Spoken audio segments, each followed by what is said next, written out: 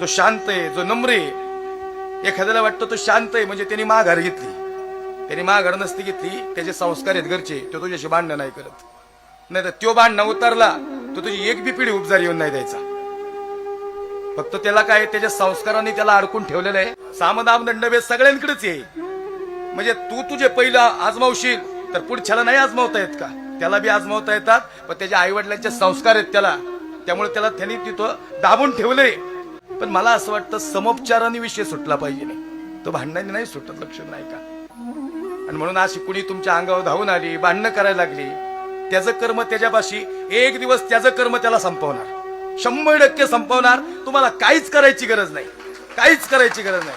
तुम्हाला वाटलं का जो तुमच्या विरोधात भांडणं करेल तो तुम्हाला नाही तसं बोलल? तुम्ही ऐकून घ्या. तुम्हाला सांगतो, केले कर्म झाले त्याची भोगा आले, उपजले मेले ऐसे किती. ज्याचं त्याचं कर्म त्याला भोगायलाच लागणार, फेडावं लागणार. अरे भांडायचं कर्म धर्म त्याचे. तुम्ही माफ केलं ना, तुम्ही त्याच्यापेक्षा मोठे आहेत. लक्ष देऊ नका, माफ करणारी माणसं ही फार मोठी